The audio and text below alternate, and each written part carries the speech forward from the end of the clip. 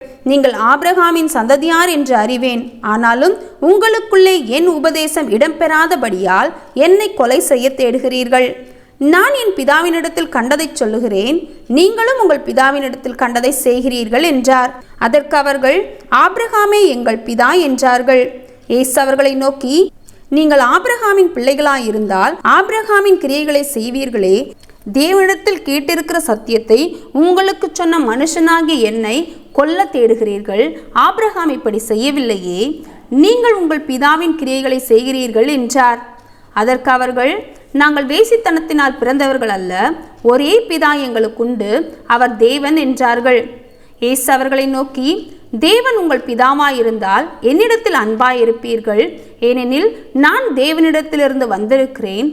நான் சுயமாய் வரவில்லை, அவரே என்னை அனுப்பினார். என் வசனத்தை நீங்கள் ஏன் அறியாமல் இருக்கிறீர்கள்? என் உபதேசத்தை கேட்க மனதில்லாது இருக்கிறதினால் அல்லவா?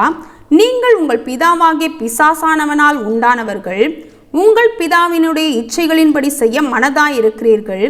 அவன் ஆதி முதற்கொண்டு மனுஷ கொலைபாதகனாய் இருக்கிறான். சத்தியம் அவனிடத்தில் இல்லாதபடியால் அவன் சத்தியத்திலே நிலைநிற்கவில்லை. அவன் பொய்யனும் பொய்க்கு பிதாவுமாய் இருக்கிறபடியால் அவன் பொய் பேசும்போது தன் சொந்தத்தில் எடுத்து பேசுகிறான். நான் உங்களுக்கு சத்தியத்தை சொல்லுகிறபடியினாலே நீங்கள் என்னை விசுவாசிக்கிறதில்லை. என்னிடத்தில் பாவம் உண்டென்று உங்களில் யார் என்னை குற்றப்படுத்தக்கூடும்? நான் சத்தியத்தை சொல்லியிருக்க நீங்கள் ஏன் என்னை விசுவாசிக்கிறதில்லை?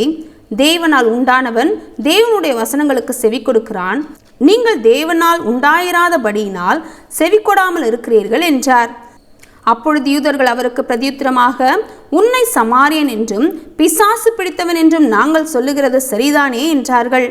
அதற்கு இயேசு, நான் பிசாசு பிடித்தவன் அல்ல, நான் என் பிதாவை கனம் பண்ணுகிறேன், நீங்கள் என்னை கனவீனம் பண்ணுகிறீர்கள். நான் எனக்கு மகிமையை தேடுகிறதில்லை, அதை தேடி நியாயந்திருக்கிறவர் ஒருவர் இருக்கிறார்.